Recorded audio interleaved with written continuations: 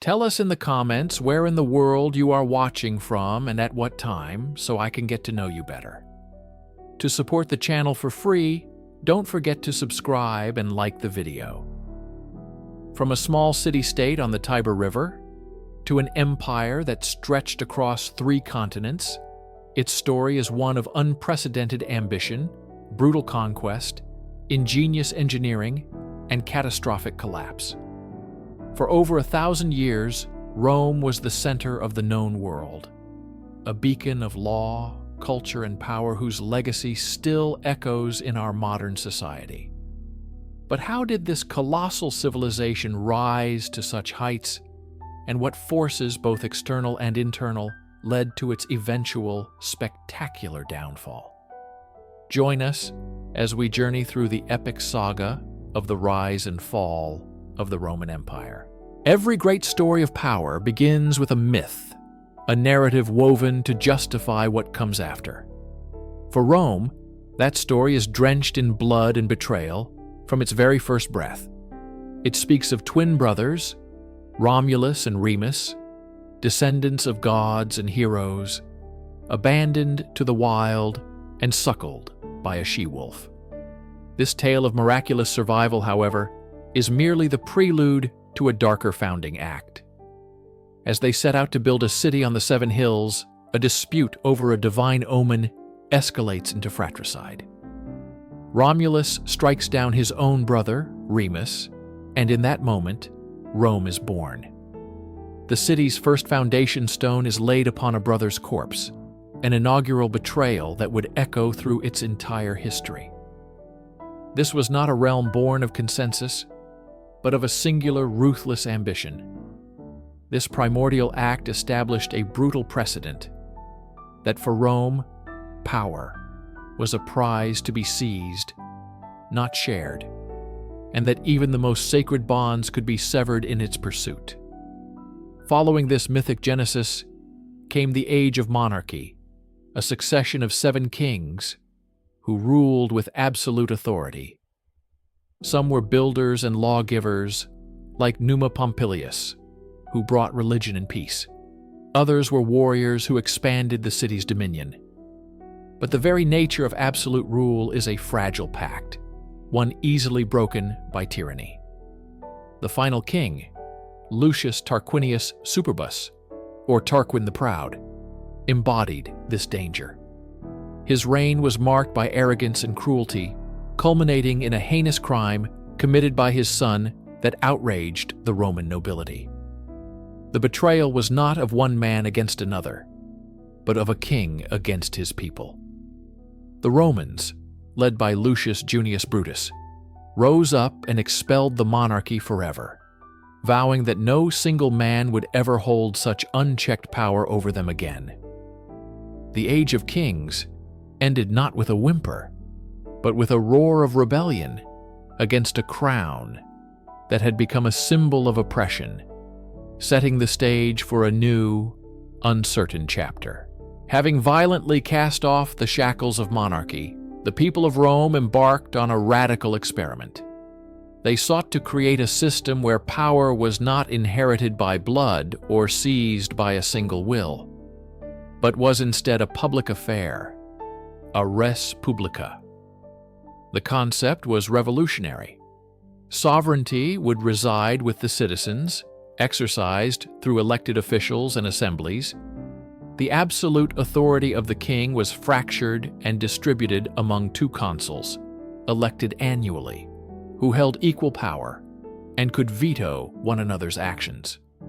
This was a system designed with the memory of tyranny burned into its core, a complex web of checks and balances intended to prevent any one individual from accumulating too much influence. Yet, this new dawn of freedom was not without its own deep-seated conflicts. The promise of power to the people was, in reality, power for a select few. Roman society was starkly divided between the patricians, the wealthy land-owning aristocracy, and the plebeians, the common citizenry.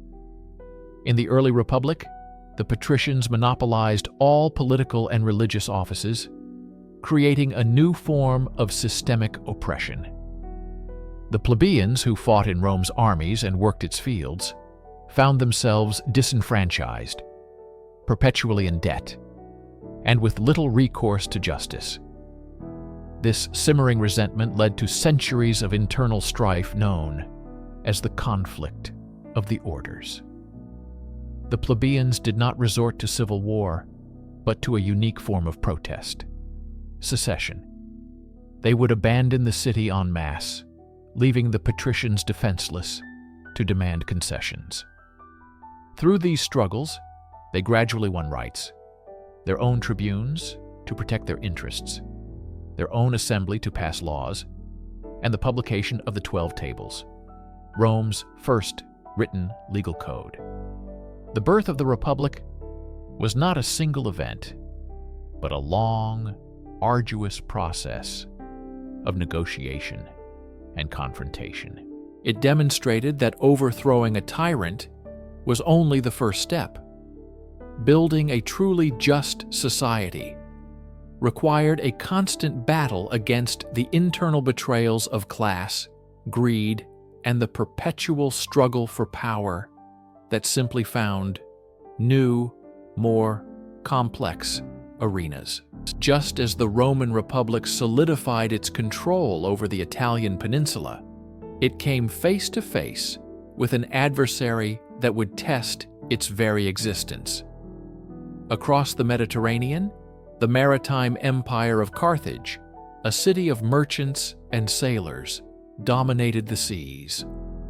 The inevitable clash of these two rising powers ignited a series of conflicts known as the Punic Wars, a century-long struggle for supremacy that would forge the Roman soul in the crucible of near annihilation. The defining chapter of this epic conflict was the Second Punic War, and its central figure was a name that would haunt Roman nightmares for generations: Hannibal Barca.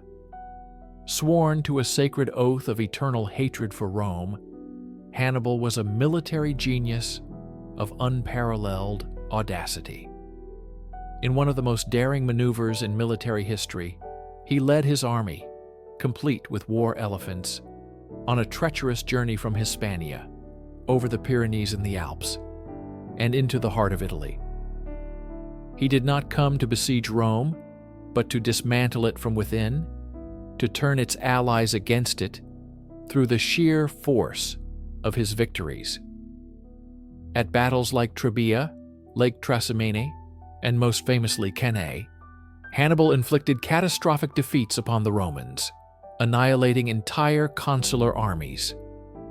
At Cannae, his tactical masterpiece resulted in the slaughter of an estimated 50,000 Roman soldiers in a single day, one of the bloodiest days in military history.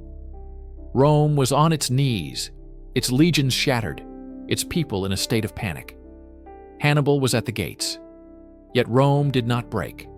In its darkest hour, the Republic revealed its true strength, an unbreakable resilience. Led by figures like Quintus Fabius Maximus, who adopted a strategy of harassment and avoidance rather than direct confrontation, Rome slowly rebuilt its strength. The war was a saga of betrayal and loyalty on a grand scale, as Italian city-states were forced to choose sides. Ultimately, Hannibal's gamble failed. He lacked the siege equipment to take Rome itself, and was eventually betrayed by a lack of support from his own government in Carthage. The Romans, under the brilliant Scipio Africanus, took the war to Africa, forcing Hannibal to return home, where he was finally defeated at the Battle of Zama. Rome had faced the abyss and survived, but the war had changed it forever. Having vanquished its Carthaginian rival, Rome stood as the undisputed power in the Western Mediterranean. But the path of conquest, once trod, is difficult to leave. The victory over Hannibal had not sated Rome's appetite. It had whetted it. The Republic, once fighting for its survival, now fought for empire. In the decades that followed, Roman legions marched east, clashing with the successor kingdoms of Alexander the Great's fragmented empire. They dismantled the Macedonian phalanx, subjugated the Greek city-states, and absorbed the vast wealth and sophisticated culture of the Hellenistic world. From the dusty plains of Hispania to the ancient lands of Anatolia, Roman influence spread like a rising tide. The Mediterranean Sea, once a contested space of competing powers, became Mare Nostrum, our sea. This relentless expansion, however, came at a profound internal cost. The spoils of war, in the form of immense wealth, slaves, and land, flowed back to Rome. But they did not enrich all equally. A new class of super-wealthy elites emerged, building vast agricultural estates, or latifundia, worked by cheap slave labor. This practice drove the small-scale citizen farmer, the traditional backbone of the Roman army and society, off his land and into the city, creating a volatile, landless, urban proletariat. The very conquests that made Rome rich were simultaneously eroding the foundations of the Republic. The path of conquest also betrayed the Republic's political structure. Generals like Gaius Marius and Lucius Cornelius Sulla, campaigning for years in foreign lands, forged armies that were loyal not to the Senate and people of Rome, but to them personally. They promised their soldiers land and spoils, turning the state's military into private instruments of power. The return of these ambitious warlords to Rome sparked brutal civil wars, where Roman legions fought Roman legions in the streets of the capital. The acquisition of an empire had created problems the old republican system was ill-equipped to handle. The crown of Mediterranean mastery was a poisoned chalice. It brought unparalleled power and wealth, but it also unleashed the forces of greed, ambition, and betrayal that would ultimately consume the Republic itself. To understand the nature of betrayal that can shatter a kingdom, we must look to history's most potent examples. Long before a Scottish queen navigated the treacherous currents of her court, the Roman Republic faced a crisis that would tear it asunder. A crisis ignited by two brothers. In the 2nd century BC, Rome was a global power, but its victories abroad masked a deep sickness within. The spoils of war, particularly vast tracts of land, were concentrated in the hands of a wealthy few, the senatorial elite, while the common soldiers who had won the empire returned home to find their small farms bankrupt and their families destitute. This simmering resentment found its voice in Tiberius Gracchus. Elected as a tribune of the plebs in 133 BC, Tiberius was an aristocrat who championed the cause of the common man. He proposed a simple yet revolutionary law, a limit on how much public land one person could own, with the excess redistributed to the landless poor. The Senate, seeing this as a direct assault on their wealth and power, was aghast. They saw not a reformer, but a demagogue, stirring up the mob to seize control. When Tiberius bypassed the Senate and took his law directly to the popular assembly, he broke with centuries of tradition. The confrontation escalated until, in an unprecedented act of political violence, a mob of senators and their clients, led by the Pontifex Maximus himself, clubbed Tiberius and hundreds of his followers to death on the Capitoline Hill. The seeds of revolution had been sown in blood. 10 years later, his younger brother, Gaius Gracchus, picked up the fallen standard. More ambitious and a far more skilled politician than Tiberius, Gaius enacted an even broader platform of reforms, including grain subsidies for the poor and extending citizenship rights. For a time, he held Rome in his thrall, but the Senate's opposition was relentless. They painted him as a would-be king, a tyrant who sought to overthrow the Republic. In 121 BC, they engineered a crisis, declared a state of emergency, and hunted Gaius down.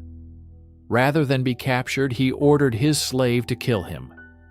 The Gracchi were dead, but their legacy was enduring. They had shown that the old rules of Roman politics could be broken, and that violence was now a legitimate tool in the struggle for power. The Republic would never be the same. The path forged in the blood of the Gracchi led inevitably to men who would not just challenge the Senate, but seek to dominate it entirely. A century after the brothers' doomed reforms, Gaius Julius Caesar emerged from the chaos. He was a man of supreme ambition, a brilliant military commander, a charismatic politician, and a gifted writer. He possessed a unique understanding of power, that it flowed not just from noble birth or senatorial decree, but from the loyalty of his legions and the adoration of the people. After his legendary conquest of Gaul, Caesar had become the most famous and powerful man in Rome, but also the most feared.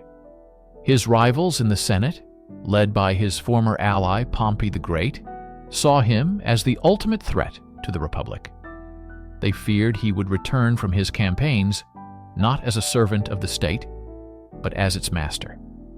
They issued an ultimatum: disband your army and return to Rome as a private citizen to face prosecution. For Caesar, this was a death sentence. He knew that without the protection of his office and his legions, his political enemies would destroy him. He was trapped between ruin and rebellion. In January of 49 BC, Caesar stood with his battle-hardened 13th Legion on the banks of a small river in northern Italy, the Rubicon.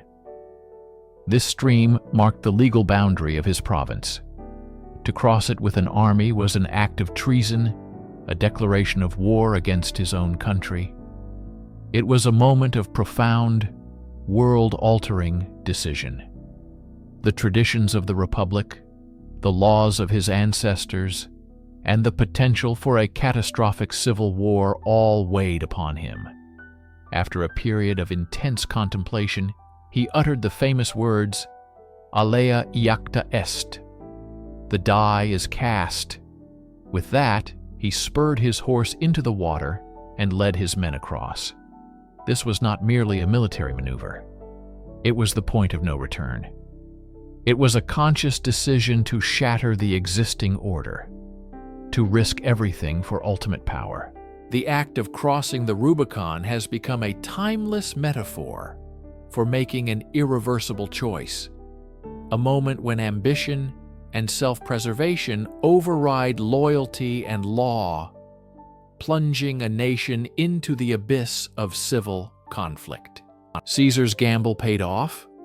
The civil war was brutal and bloody, but his military genius proved unstoppable. He pursued Pompey to Greece, crushed his forces at Pharsalus, and chased him to Egypt, where his rival was ignominiously assassinated. Returning to Rome, Caesar was the undisputed master of the Roman world. He was showered with honors and eventually declared Dictator Perpetuo, dictator for life. In this role, he enacted a flurry of popular reforms. He restructured the calendar, settled his veterans on land, and extended citizenship to people in the provinces. To the common people, he was a hero who had ended the chaos of civil war and brought stability. But to the old guard of the Senate, he was a tyrant who had strangled the Republic. They saw the trappings of monarchy accumulating around him. His statue placed among the kings of old, his face on coins, a golden throne in the Senate House. For men raised on stories of their ancestors overthrowing a king to found the Republic, this was anathema. A conspiracy began to form, a desperate plot to save their vision of Rome. It attracted more than 60 senators, including men Caesar had pardoned and promoted. The most famous was Marcus Junius Brutus, a man Caesar regarded almost as a son. The conspirators, calling themselves the Liberators, chose the Ides of March, March 15th, 44 BC, as the day to strike. As Caesar entered a meeting of the Senate held at the Theater of Pompey, the plotters surrounded him. One senator pulled down Caesar's toga, the signal to attack. Suddenly, daggers were drawn. They stabbed him again and again, a frenzy of violence born of fear and ideology. Legend holds that when Caesar saw Brutus among his attackers, he uttered his final, heartbroken words, "Et tu, Brute?" You too, Brutus. He fell, bleeding to death from 23 wounds at the foot of a statue of his great rival Pompey. The liberators believed they had restored the Republic. In reality, they had unleashed a new and even more terrible cycle of civil war and created a martyr whose name would echo through eternity. A stark lesson that the most devastating betrayals often come not from enemies, but from those you trust the most. The murder of Julius Caesar did not restore the Republic. It shattered it completely. The conspirators had no plan for what came next, naively believing that killing the man would kill the movement he represented. They were wrong. The people of Rome, far from celebrating their liberation, were enraged by the murder of their champion. Into this vortex of chaos and vengeance stepped a figure no one anticipated. A slight, sickly, and unknown teenager named Gaius Octavius. He was Caesar's grandnephew, and in his will Caesar had adopted him as his son, making him Gaius Julius Caesar, Octavianus. At just 18 years old, Octavian traveled to Rome to claim his inheritance. Not just Caesar's vast fortune, but his even more valuable name and the loyalty of his legions. The seasoned politicians of the day, like Cicero, dismissed him as a boy, a pawn to be manipulated and discarded. It was a fatal miscalculation. Octavian possessed a political cunning and a ruthless patience that belied his years. He first allied with the Senate against Caesar's powerful lieutenant, Mark Antony. Then, in a stunning reversal, he allied with Antony to hunt down and destroy Caesar's assassins, Brutus and Cassius. This second triumvirate unleashed a wave of bloody proscriptions, executing thousands of political opponents and seizing their wealth to fund their armies. With their common enemies eliminated, the inevitable power struggle began between the cool, calculating Octavian in the west and the passionate, charismatic Antony in the east, who had famously allied himself with Cleopatra, the Queen of Egypt. The final confrontation came at the naval battle of Actium in 31 BC. Octavian's victory was total. Antony and Cleopatra fled to Egypt, where they would both commit suicide, leaving Octavian as the sole, undisputed master of the Roman world at the age of 32. He had waded through 13 years of bloodshed to avenge his adoptive father and seize ultimate power. But he had learned from Caesar's fatal mistake. He knew that Romans would never accept an overt king. So, in 27 BC, he performed a masterpiece of political theater, declaring he had restored the Republic. In reality, he retained all the power, cloaking his authority in traditional titles. The Senate, grateful for peace, bestowed upon him the name Augustus, the revered one. He had ended a century of civil war and would rule for over 4 decades, forging the chaos of a failed republic into the foundations of the Roman Empire. The shores of France faded into memory, a gilded cage she was leaving for a homeland she barely knew. In August 1561, Mary Stuart, a widow at 18, sailed back to Scotland not as a guest, but as its rightful queen. The contrast was immediate and stark.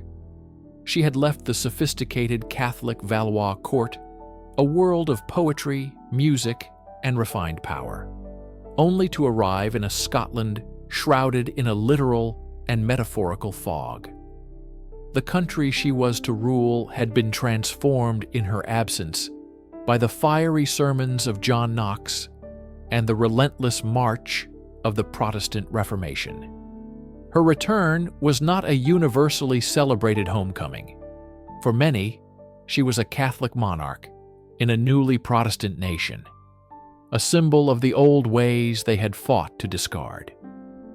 From the moment she stepped onto Scottish soil, Mary was a paradox, a sovereign who had to tread carefully among her own people. Her first challenge was to assert her authority while navigating the treacherous currents of religious division. She immediately clashed with John Knox, the formidable leader of the Scottish Reformation, who saw in her a new Jezebel sent to corrupt the godly nation. Their series of face-to-face confrontations at Holyrood Palace became legendary, a battle of wills between a charismatic young queen determined to practice her own faith and a stern preacher who believed her very presence was an affront to God. Mary, however, was a pragmatist.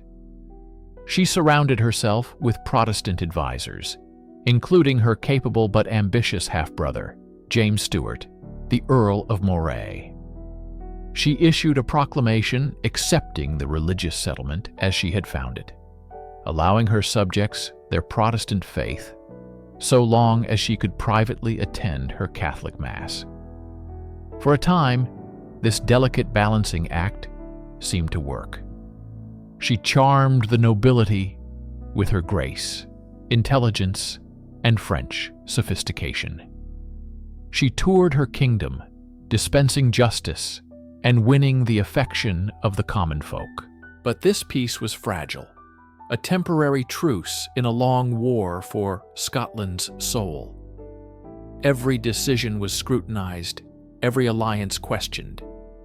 The crown she wore was less a symbol of divine right and more a target, drawing the suspicion of her Protestant lords, the ire of John Knox, and the watchful, wary eye of her cousin Elizabeth I in England. A queen, especially one with a claim to the English throne, could not remain single for long. The courts of Europe buzzed with speculation. Who would Mary, Queen of Scots, choose as her husband? The decision was not merely a matter of the heart. It was a move of immense political gravity that would ripple across the British Isles and beyond. Suitors from Spain and Sweden were considered, but Mary's gaze fell closer to home, upon her tall, handsome, and dangerously ambitious English cousin, Henry Stuart, Lord Darnley. On paper, he was a perfect match. As a great-grandson of King Henry VII of England, just as Mary was, their union would consolidate two powerful claims to the English succession, creating a formidable Catholic power couple that deeply unnerved Queen Elizabeth I. Elizabeth had expressly forbidden the match, but Mary, in a rare act of open defiance, chose to follow her own path. Initially, she was genuinely infatuated. Darnley was charming, accomplished in the courtly arts, and possessed a royal bearing. Their courtship was a whirlwind, and in July 1565 they married. The union that promised so much, however, began to unravel almost immediately. Mary had fallen for a facade. The charming prince quickly revealed himself to be arrogant, entitled, and politically inept.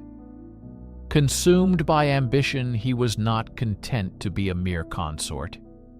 He demanded the crown matrimonial, which would have made him a co-sovereign with the right to rule should Mary die before him. His petulance and drunkenness alienated the very Scottish lords whose support he needed. The marriage was a political catastrophe. It enraged Elizabeth I, who saw it as a direct threat.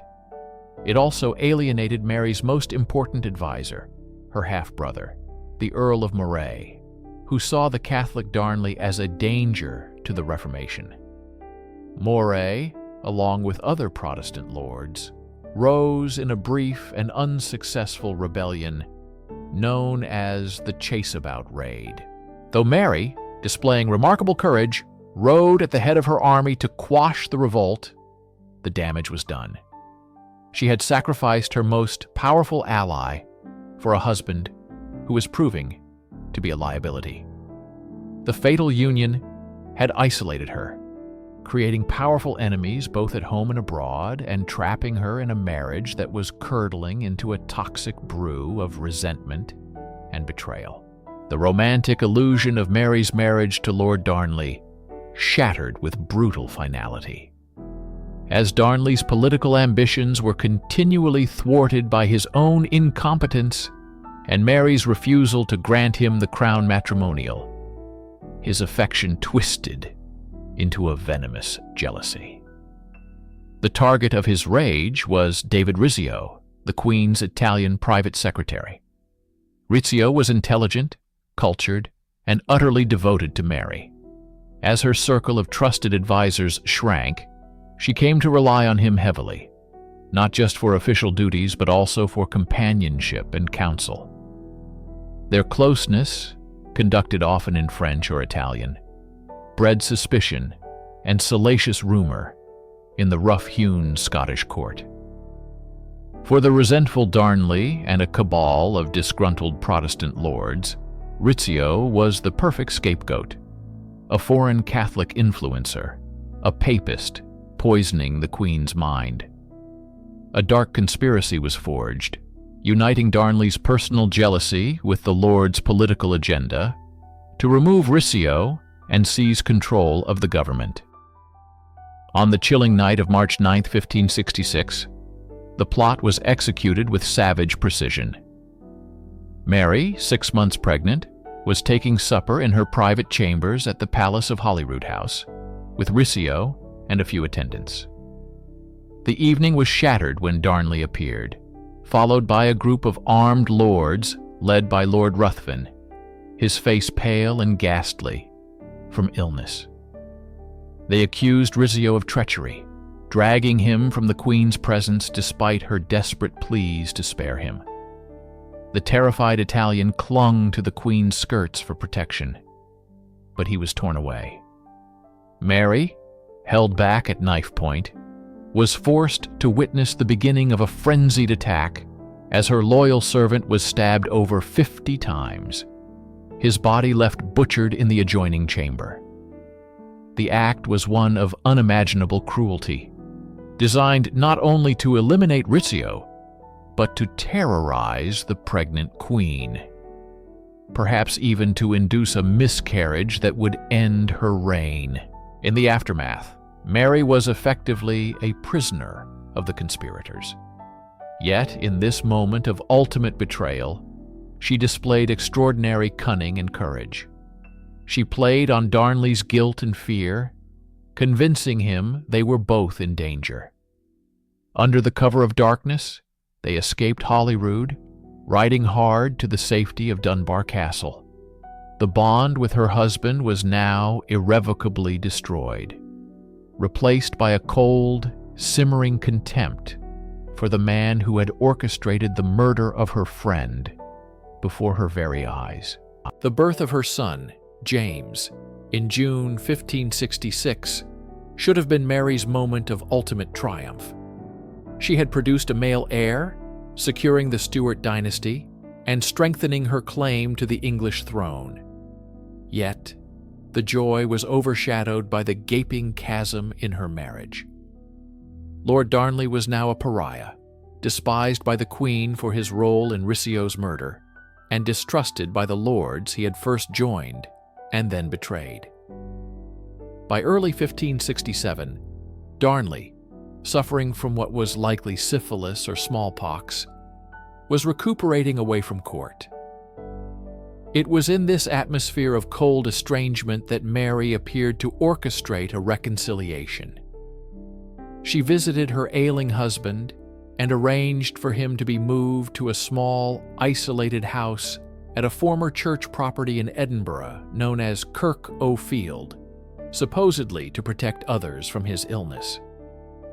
For a brief period, it seemed a thaw was possible. Mary visited him daily, showing him signs of affection that surprised the court. On the night of February 9th, she spent several hours with him before leaving to attend the wedding celebration of a servant. Hours later, in the dead of night, a massive explosion ripped through the Edinburgh sky, demolishing the house at Kirk O'Field. The blast was so powerful, it was heard for miles. When rescuers arrived, they found a scene of utter devastation. But the true mystery lay in the garden outside. The bodies of Lord Darnley and his valet were found lying under a pear tree, seemingly untouched by the explosion and fire. They were clad only in their nightshirts, and there were marks on their bodies suggesting they had been strangled or suffocated. They had not been killed by the blast. They had been murdered beforehand, or had escaped the house only to be caught and killed. Suspicion spread like wildfire, and it quickly settled on one man: the audacious and powerful James Hepburn, 4th Earl of Bothwell. Bothwell was Mary's closest and most trusted military commander, a man of action whose loyalty had never wavered. But his ambition was boundless. Whispers turned into public accusations, with placards appearing across Edinburgh denouncing Bothwell as the murderer and, damningly, the Queen as his accomplice. The Kirk O'Field conspiracy was the point of no return. Whether Mary was a willing participant, a naive pawn, or a victim of circumstances, her husband's murder and her subsequent actions would seal her fate and begin the final tragic unraveling of her reign. To understand the fragility of a crown, the sheer weight of a kingdom resting on a single soul, we must look to history's great fractures. Mary Stuart's Scotland was a realm torn by ambition and creed, a mirror of betrayals that would define her life. Yet centuries before, the greatest empire the world had ever known experienced a similar, protracted agony. This was the crisis of the 3rd century, a 50-year period where the very concept of Roman order dissolved into a bloody free-for-all. From the assassination of Emperor Severus Alexander in 235 AD to the ascension of Diocletian in 284, the empire was not ruled but savaged by its own ambition. The throne became a death sentence. In this half-century, more than 20 men claimed the title of Augustus, only to be murdered by their own troops, political rivals, or Praetorian Guard. These were the barracks emperors, generals, who seized power through military might, holding it only as long as they could pay their soldiers and win on the battlefield. This constant civil war was a cancer devouring the empire from within. Legions that should have been defending the frontiers against Germanic tribes and the Sasanian Empire in the east were instead marching on Rome, fighting other legions for the prize of a fleeting purple robe. The economy, the lifeblood of the state, hemorrhaged. Emperors, desperate for coin to bribe their armies, debased the currency, mixing silver coins with base metals until they were virtually worthless.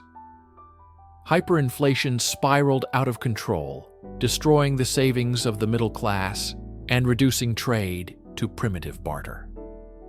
A sense of hopelessness pervaded the land.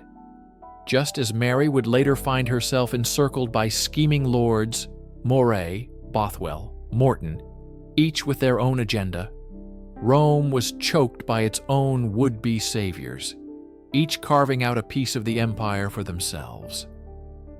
The Gallic Empire broke away in the west, the Palmyrene Empire in the east, It was a state of perpetual betrayal, where loyalty was a commodity and survival the only ideology. Out of the relentless chaos and bloodshed, one man rose with the will to cauterize the empire's wounds. This was Diocletian, a soldier of humble origins who understood that the old system was irrevocably broken. The crown had become too heavy for one man to bear, the borders too vast for one man to defend. His solution was not a restoration, but a radical, desperate reinvention. It was a gamble that would change the very nature of Roman rule. In 293 AD, Diocletian instituted the Tetrarchy, or Rule of Four. He reasoned that if one emperor was a target, four would be a fortress. He divided the empire into an eastern and a western half, each ruled by a senior emperor, an Augustus, himself in the east, and his colleague Maximian in the west. Each Augustus then adopted a junior emperor, a Caesar, who would be his designated heir and commander in a separate region. This wasn't just a division of territory. It was a division of imperial authority itself. The goal was to ensure a stable succession and provide a localized, rapid response to threats on any frontier. This system can be seen as the antithesis of the predicament Mary, Queen of Scots, would face. While Diocletian sought stability by formally fracturing power among trusted colleagues, Mary's power was fractured against her will by treacherous nobles and a rival queen. The Scottish lords did not share her crown. They sought to shatter it. Where Diocletian built a system to end civil war, the conspiracies surrounding Mary were designed to incite it. To support his new government, Diocletian enacted sweeping reforms. He reorganized the provinces, separated civil and military authority, and attempted to curb runaway inflation with his edict on maximum prices. He also unleashed the Great Persecution, a final brutal attempt to eradicate Christianity, which he saw as a threat to traditional Roman values and imperial unity. Diocletian's gamble was a monumental effort to cage the anarchy that had nearly consumed Rome, a desperate attempt to forge order from a crown surrounded by decades of betrayal.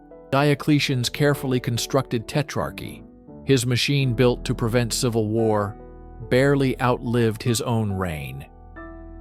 Once he abdicated, the system of four rulers quickly devolved into a new round of bloody power struggles. From this renewed chaos, another singular figure emerged, one who would not divide the crown, but seize it for himself, and in doing so, pivot the entire course of Western civilization. This was Constantine.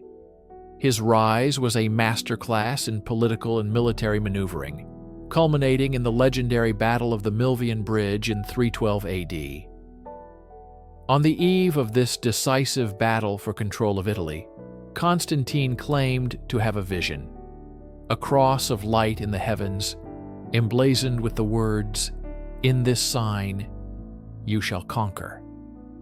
He ordered his soldiers to paint the Christian symbol, the Chi Rho, on their shields. His subsequent victory was interpreted as divine proof of the Christian God's power. This moment represents a profound contrast to Mary's story. For Constantine, a new faith became the instrument of his unification and triumph. He embraced Christianity, and with the Edict of Milan in 313, he ended the persecutions and granted religious tolerance throughout the empire. He used the church as a new, unifying, social glue. For Mary, her unwavering Catholic faith was the very thing her enemies used to isolate and destroy her.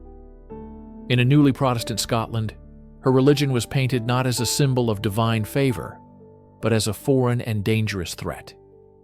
It was the justification for rebellion, the wedge driven between her and her people. While Constantine built his power on a religious revolution, Mary was consumed by one. Constantine's second revolutionary act was the founding of a new capital. He moved the heart of the empire from the ancient city of Rome to the Greek city of Byzantium, which he rebuilt and renamed Constantinople. This new Rome was strategically positioned, easier to defend, and symbolically free from the pagan traditions of the old capital. It was a definitive statement, a shift in the empire's center of gravity. Constantine had not just won a crown. He had refounded an empire around a new faith and a new city, creating a legacy of unity that Mary, a queen betrayed by the divisions of faith, could only have dreamed of. Constantine's new order provided a period of stability, but the forces gathering beyond the frontiers had not vanished. The pressures that had fueled the 3rd century crisis were building once more, this time into an unstoppable tide. For the Western Roman Empire, the end was approaching not as a single, cataclysmic event, but as a long, agonizing process of erosion from without and decay from within. This external pressure can be seen as a historical parallel to the relentless political forces that besieged Mary's throne. The English crown, under Elizabeth I, was a constant, looming threat, while the shifting alliances of European powers pulled at the fabric of her kingdom. Much like Rome, Mary's Scotland was vulnerable because of its internal divisions, which these external forces expertly exploited. The catalyst for Rome's final crisis was the arrival of the Huns from the east in the late 4th century. A nomadic warrior people of terrifying reputation, their westward push displaced dozens of Germanic tribes, sending a wave of desperate refugees crashing against the Roman borders along the Danube and Rhine rivers. One of these groups, the Visigoths, sought sanctuary within the empire, but were so brutally mistreated by corrupt Roman officials that they rose in rebellion. In 378 AD, at the Battle of Adrianople, the Gothic cavalry shattered the imperial legions and killed the Eastern Emperor Valens.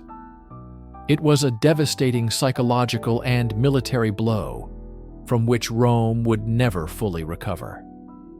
The empire could no longer dictate terms. It was forced to negotiate, to settle entire barbarian peoples within its borders as allies of dubious loyalty. These groups, while fighting for Rome, also fought for themselves, carving out their own kingdoms on Roman soil. The Vandals swept through Gaul and Spain, eventually conquering Roman North Africa. Finally, in 410 AD, the Visigoths, led by Alaric, did the unthinkable. They marched on Rome itself and sacked the Eternal City. The shock waves reverberated across the civilized world. The walls had been breached. The heart of the empire, which had stood inviolate for 800 years, had fallen. It was a profound symbol that the end was near, a stark reminder that even the mightiest crown, when surrounded by betrayal and relentless external pressure, will ultimately crumble. Just as a monarch's greatest threat can emerge from the shadows of their own court, an empire's doom can gallop from the furthest edges of the known world. For the crumbling Western Roman Empire in the 5th century, this terror had a name: Attila. The Hunnic Empire, a nomadic confederation from the vast Eurasian steppes, was the embodiment of an external force so potent, so alien, that it seemed to defy the very principles of Roman order. For Mary, Queen of Scots, her own terror from the east was not a horde of horsemen, but an idea: the zealous, uncompromising Protestant Reformation championed by figures like John Knox.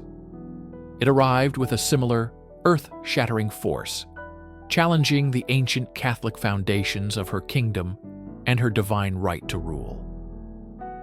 Attila, known as the Scourge of God, united disparate tribes through sheer force of will and a genius for warfare, forging them into a weapon aimed at the heart of civilization. His campaigns were not of conquest and administration, but of plunder and subjugation. He bled the Eastern Empire of its gold through tribute, and then turned his gaze west, towards Gaul and Italy. The fear he inspired was a political tool. Cities would surrender without a fight, and Roman generals who had spent careers fighting familiar Gothic foes were now faced with an unpredictable whirlwind of mounted archers. This mirrors the way the Protestant lords of Scotland united, not under a single king, but under a shared, fervent ideology that made them a formidable and unpredictable bloc against their Catholic queen. The Battle of the Catalonian Plains in 451, where Roman general Aetius forged a fragile coalition of Romans and Visigoths to halt Attila, is a poignant parallel. It was a momentary victory against an overwhelming force, much like Mary's early successes in rallying loyal nobles. But like Aetius's coalition, Mary's support was fraught with internal rivalries and betrayals, a temporary dam against a flood that would ultimately prove irresistible. The terror from the East, whether a warrior king or a revolutionary faith, revealed the fatal cracks already present within the foundations of power. There are violations from which a power and a person can never truly recover. They are not merely acts of violence, but acts of desecration that shatter an aura of invincibility. In 455 AD, the Vandal fleet arrived at the mouth of the Tiber. For 14 days, the city of Rome, the Urbs Aeterna, or Eternal City, was systematically stripped of its wealth. This was not the frenzied destruction of a barbarian rage, but the cold, efficient plunder orchestrated by the Vandal king, Gaiseric. The psychological shockwave across the Mediterranean world was immense. Rome had been sacked before, but this time felt different. It confirmed that the heart of the empire was not just vulnerable, it was hollowed out, incapable of defending even itself. This event was not just the fall of a city, but the fall of an idea. For Mary, Queen of Scots, her own sack of Rome occurred on the night of March 9th, 1566. The location was not a sprawling city, but an intimate supper chamber in the palace of Holyrood House. The Vandals were not foreign invaders, but her own Scottish lords, led by her treacherous husband, Lord Darnley. They dragged her Italian secretary, David Rizzio, from her very presence and brutally murdered him. This act was a profound violation. It was a physical and political sack of her royal authority, her personal safety, and her private sanctuary. It proved to her and to all of Scotland that the divine majesty of a queen could be breached by conspirators' daggers. Just as the Vandals stripped the gold from Rome's temples, the Protestant lords stripped Mary of her power and autonomy, demonstrating that her crown was surrounded by betrayal. The sack of 455 was made possible by internal Roman decay and political assassination, the murder of Emperor Valentinian III, which Gaiseric used as his pretext. Similarly, the murder of Rizzio was born from the poisonous political intrigues and jealousies within Mary's own court. In both cases, the true tragedy was not the loss of treasure or even life, but the death of sanctity. The idea that Rome was eternal and the idea that a queen was untouchable both perished in an act of brutal calculated violation. An empire rarely ends in a blaze of glory. More often, it simply fades, its final moments a quiet, almost pathetic postscript to a long and storied history. In 476 AD, the Western Roman Empire did not fall in a cataclysmic battle. It ended when a Germanic chieftain named Odoacer deposed a young boy named Romulus Augustulus. The boy, mockingly nicknamed Little Augustus, was not even deemed important enough to kill. He was simply pensioned off and sent into a comfortable exile. There was no grand struggle, no heroic last stand at the gates of Rome. The imperial regalia was packed up and sent to Constantinople, along with a message that the West no longer required an emperor of its own. It was a quiet, bureaucratic end to 1,000 years of history. The twilight had descended. This anticlimactic end finds a haunting echo in the fate of Mary, Queen of Scots. After she was forced to abdicate her throne in 1567 in favor of her infant son James, she became a queen with no kingdom, a monarch with no power. Her long imprisonment in England, spanning nearly 2 decades, was her twilight. She was a last emperor of her own dynasty's effective rule in Scotland, reduced from a powerful European monarch to a political pawn, a prisoner whose fate was debated by others. Like Romulus Augustulus, her power was stripped away, not in a single, decisive battle, but through a grinding process of political maneuvering, betrayal, and confinement. Her letters, her pleas, and her plots from captivity were the final, flickering embers of a reign that had once burned so brightly. While her son, James VI, was technically the monarch, he was, in his early years, a powerless figurehead, a boy emperor controlled by successive regents, much as Romulus was a puppet of his father, Orestes. The true power had already shifted. For Rome, it shifted to Germanic kings. For Scotland, it shifted to the Protestant nobility. The end for Mary, when it came, was the executioner's block, a final, brutal act. But the true end of her power, the long twilight, had been the years of watching her own authority, like that of the last Roman emperor, simply cease to matter. What happens when an empire dies? Does it vanish into dust, or does its essence linger, shaping the world that follows?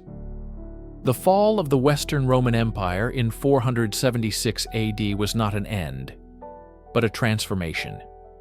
Politically, the West fragmented, yet the idea of Rome proved indestructible.